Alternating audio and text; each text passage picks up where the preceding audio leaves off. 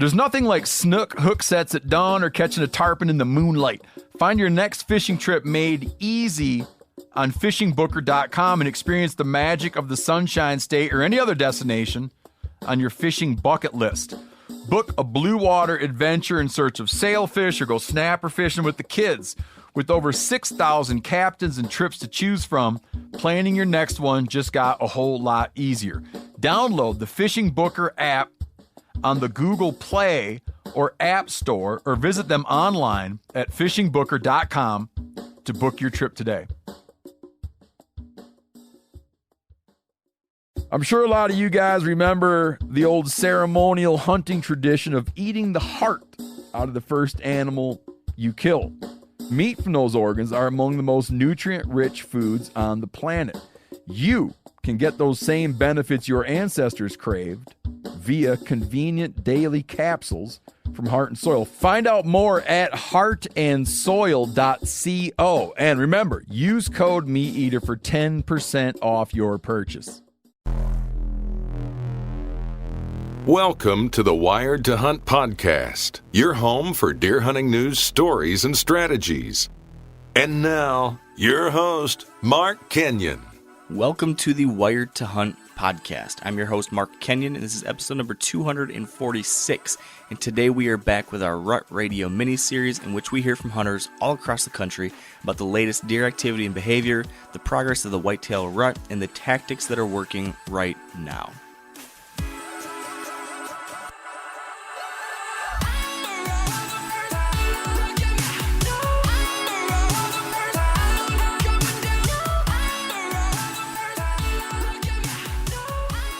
All right, welcome to the Wired to Hunt podcast brought to you by Onyx. And today we are back for Rut Radio. And this is kind of when Rut Radio hits its stride, I feel like, because we are now there. In the words of, I think Bing Crosby, I think Frank Sinatra, I think just about any, probably Michael Bublé, Harry Connick Jr., it's the most wonderful time of year. I think they've all said that on a song at some point. and it really is. It's not Christmas, it's the rut. It's basically here, because when this podcast drops is Halloween, I think. And Sweet November will be right at our fingertips. And what we do here on Rut Radio, if you're not familiar, is we chat with hunters from all across the country to get the latest and greatest on what's happening in the woods right now. What's the progress of the rut? What kind of sign are we seeing? What kind of deer activity are we seeing? What are the conditions and variables present that are impacting deer and deer hunting? That's the kind of stuff that we have for you today, and Spencer Newharth is the man who goes out and collects all that. Spencer, are you as excited as I am? Yeah, I'm echoing your enthusiasm for this time of year because finally on Rut Radio, we're going to start hearing some things that involve rutting. So, you're going to hear some pre-rut stuff, talk about seeking and chasing, all this stuff that gets you excited for the end of October and the beginning of November.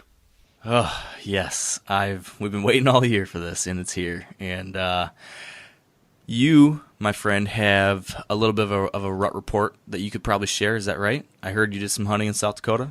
Yeah, I've been jumping around the state, hunting some different pieces, a mix of public and private, and basically from now to the next month, I'll be hunting nearly every day. And so this last week was really exciting. It was the stuff that makes archery hunting super fun and super frustrating. Twice I had shooters within 45 yards. It just never came together for me where I was given an opportunity. But I'm comforted that it is the end of October and the best is yet to come. But on both of those hunts, it was dealing with deer that were acting how you would think they would act this time of year. The one buck came in tearing up some scrapes. The other buck came through dogging a doe, like basically the middle of the afternoon. It was almost 4 hours before sunset. So wow.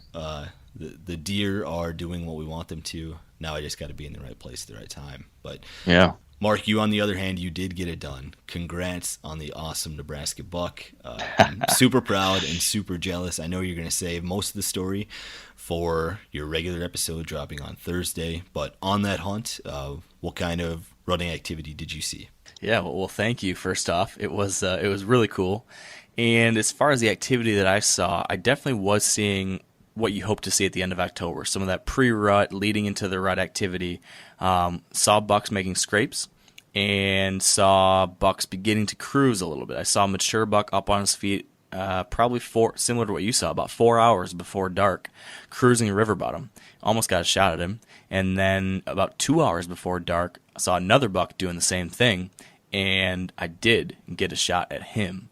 And another thing that he was doing related to rutting activity is that he was very susceptible to calling. He definitely was rutted up, fired up, and aggressive because I was able to call him into range with a snort wheeze. So got really aggressive with that. I could tell he was probably the big boss in the area, big rutted up neck, biggest deer I'd seen down there, and decided to challenge him, and that worked. He came right in. So, there were not a lot of deer in this area without sharing too much about the hunt. Very low deer density, so I wasn't seeing like tons of chasing or scraping or anything, chasing or seeking or anything, but there was a little bit of that cruising beginning, and like I said, calling worked. So as far as Nebraska, I'd give it like a 6 or 7 on the scale probably, and I'm sure it's just going to get better. Yeah. Well, this week on the episode, we talked to Hayden Krimmer from Legendary Whitetails in Wisconsin, and then Hunter Forbes in Kentucky from Southern Whitetail Outfitters, and then Trent Siegel in Kansas from Heartland Bowhunter, and then in Georgia from Georgia Field is Brian Grossman. Excellent. Do we have any themes yet in mind, or anything that's on your mind that you think is going to be a theme based off of things we've seen traditionally this time of year? Again, I'm going to jump back to last year's episodes. Last year, we were hitting cold fronts just perfectly timed. We talked about in last episode, if you pulled out a calendar and circled the dates you wanted cold fronts to roll in, we got them. They were coming on the weekend. They were, happening right when some of the best rutting activity was happening. That's not going to be the case this year. And so, there'll be some nuanced stuff that we talk about to help you kill a mature buck, but like you and Dan talked about on the getting ready for the rut episode, the number one factor for you killing a deer right now is just putting in the time and being in the woods. Yeah, that's the truth. And something that's worth noting, and this is a hard lesson I learned a handful of years ago, and me and Andy May, when we were out there in Nebraska, we were talking about this and how we both had experienced it. This being the fact that during the rut, sometimes you want to be careful not to get too wrapped up in the weather conditions and things like that and let those depress you in any way. So, for example, back in 2015, I was out in Iowa, and I was hunting, and I'd hit this cold front, and then a big warm spell came through, and it was going to be in like the mid to high 70s. And I just remember thinking, me and all my friends were thinking, oh gosh, this is going to ruin our rut vacation. There's nothing's going to be moving, blah, blah, blah, blah. And in most times of year, you're going to see this reduction in deer activity when it gets unseasonably warm. And there was a reduction in deer activity during that time period, but it is the rut, and things still happen during the rut. And because I thought maybe I could cash in on, get some brownie points by going home, I decided to leave Iowa for a couple days, take care of some family stuff during this warm spell, and then come back when the temperatures started dropping again. During that 2 days that I was gone, 3 of my friends all killed nice big mature bucks despite the warm weather. So it was just a great reminder that you never want to get too caught up in it during this time of year. It's the rut. You got to be out there, whether it's 70 or 30. Those colder days might be better, but magical things can happen at any time out there. So tree stand time is key. Yeah, and that goes for the other factors outside of weather as well. Right now, the rut trumps everything, and it's not going to get better than what it's going to be these next few weeks. Yeah, that is the truth. So, as you kind of alluded to it, but if you missed it, last week's episode of Wired to Hunt, at the end of it, me and Dan kind of shared some main rut hunting principles. Definitely check that one out for a couple just high-level concepts to be keeping in mind during these next couple weeks of hunting. But if you'll allow me, Spencer, do you want to do just 1 or 2 other quick pieces of rut hunting advice while we got people here before the reports? My best advice isn't necessarily something you can apply right now, and it would maybe go back to what you were doing for the last few months, but my best rut advice would be to largely stay out of the areas that you consider your best spots, and the places that you think you might be sitting all day come this time of year, because it's only going to make things better right now if you haven't been in there 4 or 5 times, and if you just let your trail camera soak in there, if you haven't been hunting it and blowing deer out, that's going to benefit you in the long run. And so my best rut hunting advice would be to, stay out and take things easy until right now. Yeah. So that being said, I guess I'll just reiterate that stop saving stuff just about now. Like, it's about time to go for it. As we get into these first couple weeks of November, now is the point when you need to dive in and throw some Hail Marys. Now is the time to go sit that bedding area. Now is the time to dive into that deep funnel location and sit there all day. You got to take every little trick you've got up your sleeve and try it now, because this is that moment when you can possibly capitalize on it. So put in the time. Be aggressive when you have to. Switch things up. Don't be afraid to try new things. But as I mentioned last week, whenever you're confused or starting to get frustrated, always go back to the principles of pinch points and doe bedding areas and doe activity areas. Those things, as long as you're hunting and somehow related to something like that, you're going to be in a good position. And then, of course, like I had success a couple days ago, calling can be particularly effective this time of year as well. So snort wheezes if you really want to get really aggressive. Maybe some estrus bleats. Rattling can work now. Now's the time, kind of as I've been saying several times now, now's the time to try these different things. So I think what I'm sensing is that I am rambling. And when I ramble, that's usually a good sign that I should just stop and let you continue the show, Spencer, with our Rut Radio guests. So does that sound like a good plan for you? That sounds like a good plan. Congrats again, Mark, on the great deer. But let's get to our first caller. Sounds good. Before we get to our first caller, let's pause for a word from our sponsors at Whitetail Properties. This week with Whitetail Properties, we are joined by Tom James, a land specialist out of central Indiana. And Tom is going to be telling us about what to look for when your goal is to flip a property. Okay, great question. First and foremost, looking at a good county in your state, or even a good part of the county that is known for producing better quality deer, and that's typically easily found out in the state's record book program. So those counties are typically more highly sought after by buyers, as opposed to maybe counties that are off out of that parameter. So number one, a good county, maybe even a better part of the county that is known for producing better deer. Secondly, I would look for property that you can pick up right at market value, and slightly under market value obviously is a home run. But make sure you do your homework, find out what the comps and local land is selling for in that mixed recreational ground, and that would be timber and maybe some pasture, some tillable ground mixed in. So number two, good value at the current market price. And number three, look at sometimes an often overlooked aspect of timber that people don't know a lot about is the quality of the hardwood species that are on the property. If you can find 18-inch and larger diameter trees in there, specifically white oaks, red oaks, walnut, cherry, sugar maple, the white oak market is extremely hot right now, and anything above that is going to that size range is going to return dividends that you could use applying to paying the property back off, and also doing some great habitat work in the process by opening up the canopy and getting some good habitat work going on in there. If you'd like to learn more and to see the properties that Tom currently has listed for sale, visit whitetailproperties.com/James. That's JAMES. All right, and joining us on the line first is Hayden Krimmer in Wisconsin from Legendary Whitetails. Now, Hayden, in Wisconsin, what would you say the buck activity has been lately on a scale of 1 to 10? I would say it's about a 7 right now. Starting to see some more midday movement with some mature bucks and a lot of younger bucks on their feet cruising around checking for does. And so that midday movement, that's something you've seen in person, or that's what your trail cameras are telling you? Yeah, that's something I've seen in person. I was out in western Wisconsin this weekend.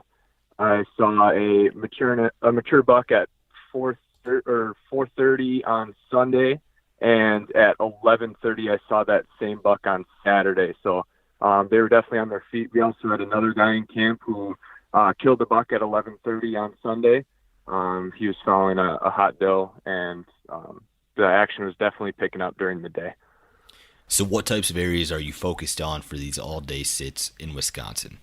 A lot of saddles and funnels. I also focused a little bit on just downwind areas of bedding as well as food sources. So trying to be in areas where there's a lot of thick cover around, and just good funnels for them to be working through checking for does. So would you say that's the exact same types of areas that you'll be focusing for like these next few weeks as the rutting gets better? Yeah, as the rutting gets better, I definitely like to stay tight to bedding, especially on all-day sits. I feel like staying close to bedding is the best call. If there's a better chance that you're going to catch a buck on its feet, checking those areas for does.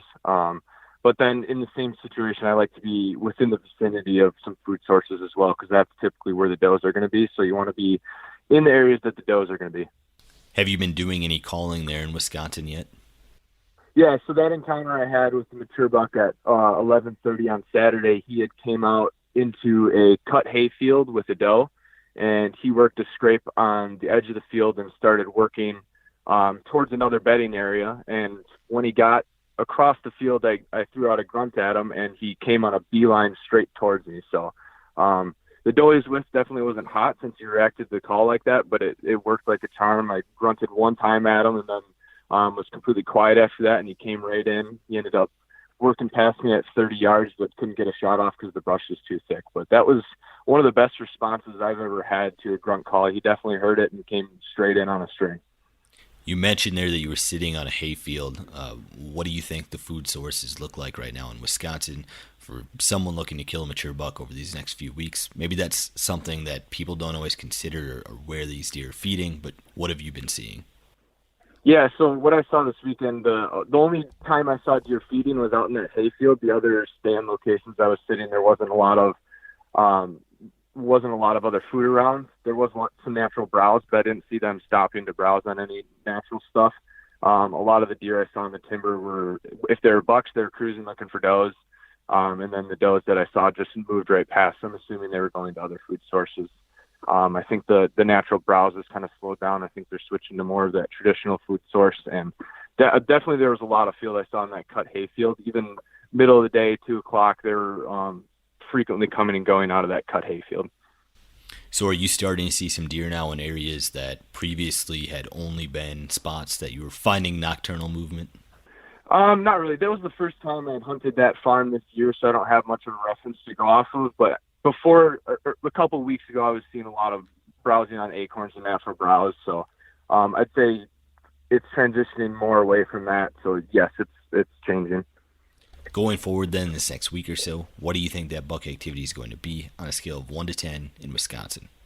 I think it's going to be anywhere from a 9 to 10. I think the end of October is usually when that first doe comes into heat, and then every buck in the area is on her. So I didn't see, there was only that one hot doe that I know of from that guy in camp that ended up killing that buck. But there's definitely bucks moving around looking for does. I think in the next couple of days here, those first early does are going to start popping, and the action's really going to heat up. All right, great intel, Hayden. Thanks for joining me. Thanks, Spencer. All right, and joining us on the line next is Hunter Forbes from Southern Whitetail Outfitters in Kentucky. Now, Hunter, in Kentucky, what would you say the buck activity's been lately on a scale of 1 to 10? Man, I might have to give it around a 6 right now. The way the weather's been here lately, it's been a lot of nocturnal movement from them. Daylight activity's been pretty slow, but as soon as these little bit of cold fronts come through, it's going to be kicking off and be getting a little bit better for us. But up to this point, I'm going to give it about a 6. And so do you see any of that promising weather on the way that might turn things around? Right now, as I'm doing this, it's 77 degrees on us. It's warm and it's blowing hard out of the south. Looks like a couple days of rain, and then towards the end of this week, we should have a couple days that we're really looking forward to being in the tree on. Well, it looks like you guys have had some success at Southern Whitetail Outfitters. What have those setups been like lately? Everything's been so unpredictable for us. A lot of deer have been seen just quite, out of range. The setup set that we've been killing them on lately has really been taking advantage of using some different cell cams and being able to focus on where you see buck moving between 5 and 6 in the morning, somewhere right there where they're going to be bedding near it. And it hadn't been consistent, but the deer that we've been able to take have been pretty much where they stand up in the afternoons and then make their way to a little bit of food before they start looking for some does. So that's where we've been having the most of our success. So you've been right on top of their bedding then, or closer to the food source that they've been hitting? In between, if we can. Every farm and setup's going to be a little different with how access is and how you can get in there on them. but the closer the better. And it has been changing so much. They're really unpredictable. But with that little bit of information, because a lot of times if we don't have any kind of mobile unit on the camera, we're checking it and we're seeing where we should have been, 3 and 4 days ago. And it's not that most recent information. The biggest thing is they've definitely altered their patterns, and they're slowly getting there to start looking for does. The younger bucks are starting to bump them around a little bit. But the mature bucks have been, I'm going to say 90% of the movement's been at night. And if you catch them in that 10%, it's going to be on one of those, the day after the front is where we've seen most of our deer. The deer that you guys have been killing, are those bucks that you've been familiar with, or are you starting to see a lot of mature whitetails start to move in there that maybe you haven't seen since summer or have never seen at all? It's been deer that we're familiar with, and it's until last night. I'm going to say last night was the breakthrough night, going through pictures and everything of seeing new mature bucks. I've noticed the past 3 or 4 days we've been picking up some younger 3.5-year-old deer that we're unfamiliar with. But last night was the first night, and I bet probably on 6 or 7 cameras we had new mature bucks show up.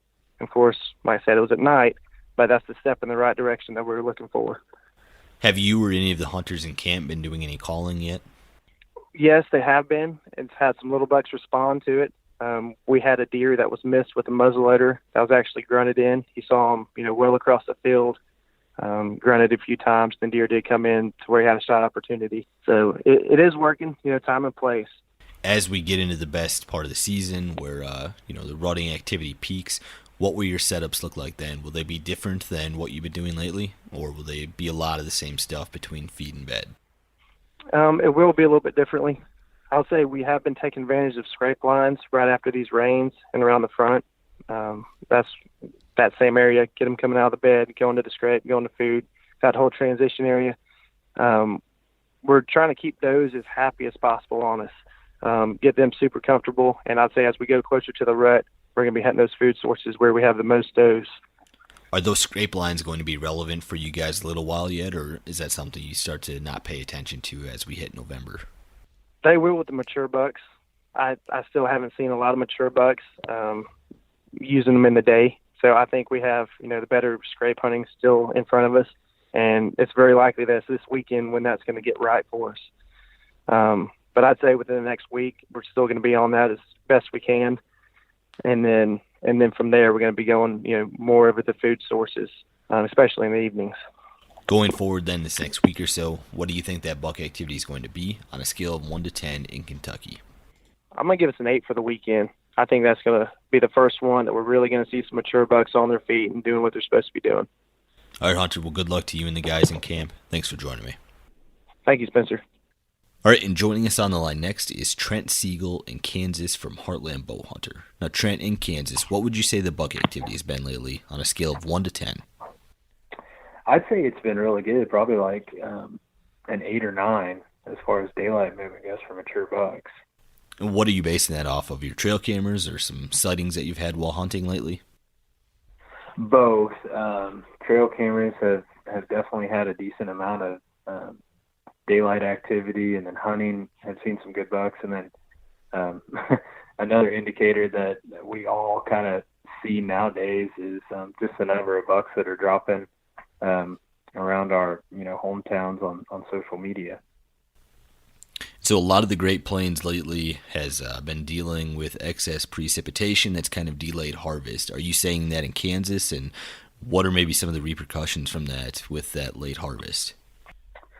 So the biggest thing that I've noticed is, most all of our crops are still in. We got record rainfalls earlier this month, and fields are still muddy, crops are still standing, and just what I've noticed is it's been a delay in getting bucks on camera on properties that have shown up by now, I guess, in years past, and ones that I know made it through season last year I haven't had on camera yet.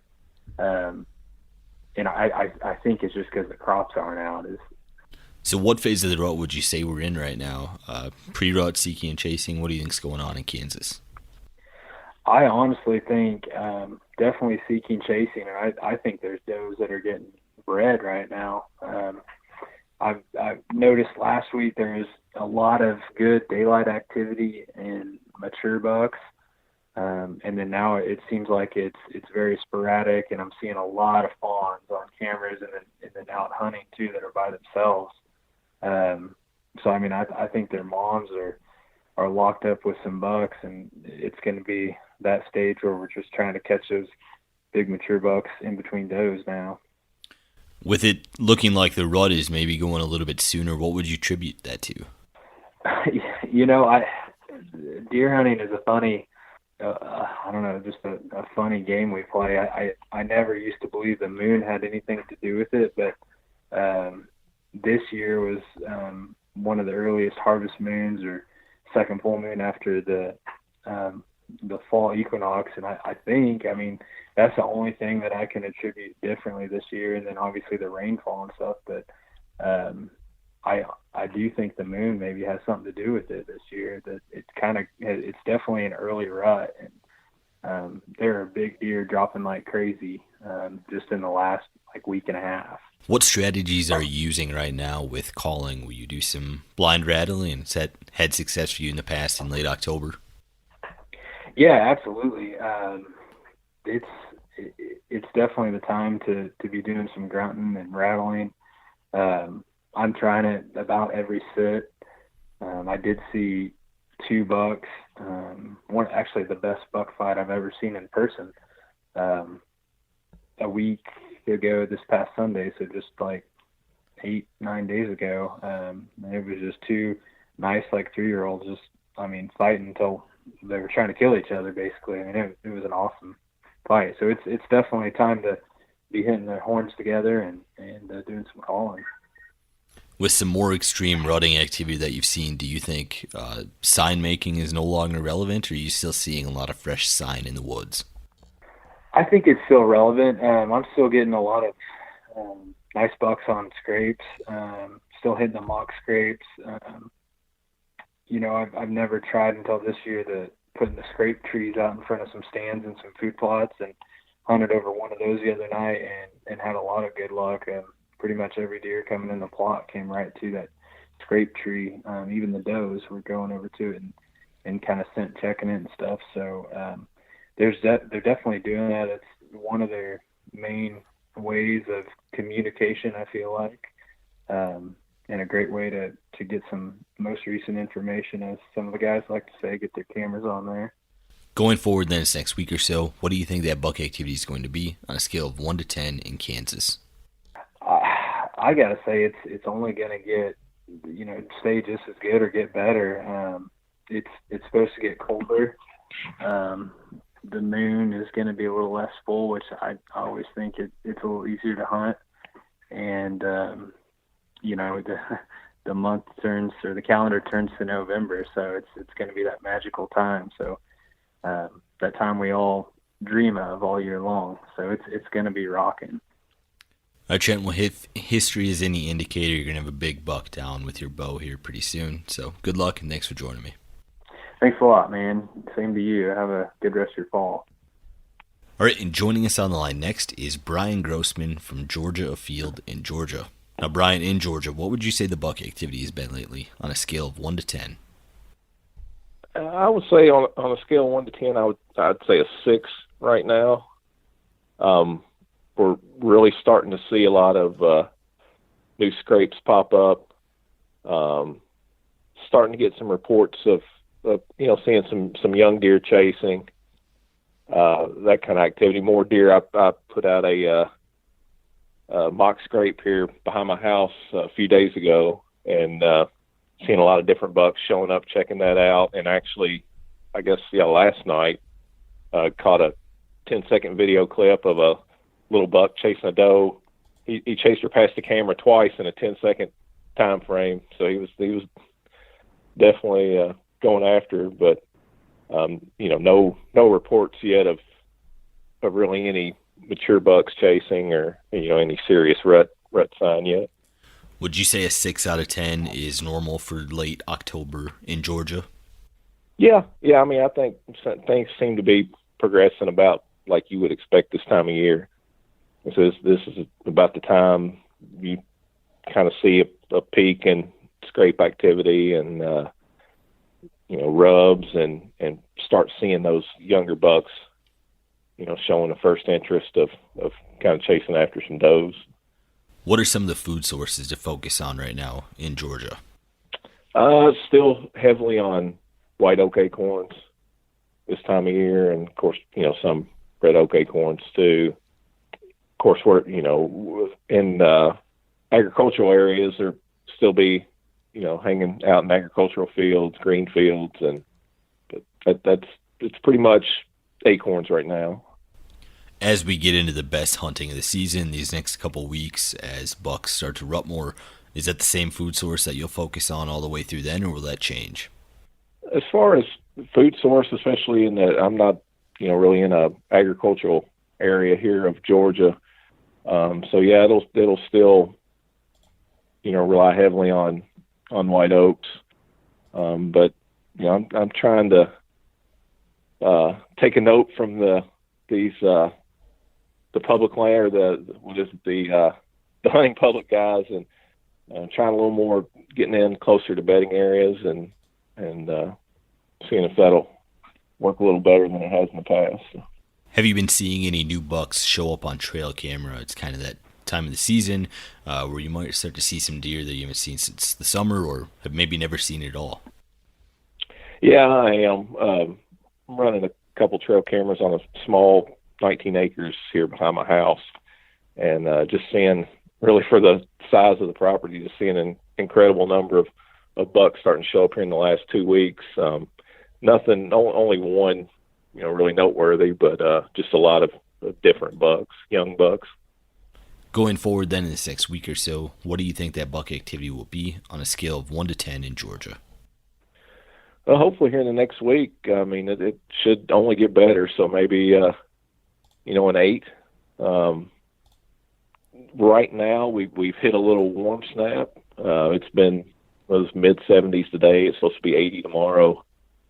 So, that does seem, just from what I've seen, it seems to have suppressed some of the daytime, buck movement or daytime deer movement. Certainly isn't going to, affect the timing of the rut, but it can affect daytime activity. And it seems to have done that. But it is supposed to, we got a cold front coming in Thursday. It's going to dump a bunch of rain, and then our temperatures are going to be back down to, more in line with what they should be this time of year. So hopefully, with that cooler weather and just the normal timing of the rut here where I'm at, things should start getting good. All right, Brian. Well, thanks for joining me, and good luck this season. All right. Thank you, Spencer. And that concludes this week's episode of Wired to Hunt's Rut Radio. Thanks to Hayden, Hunter, Trent, and Brian for joining me, and thank you guys for listening. As always, make sure you're following Wired to Hunt on Facebook, Twitter, Instagram, and YouTube, and follow me, Spencer Neuharth, and my blog, Rutfresh, on Facebook, Twitter, and Instagram as well.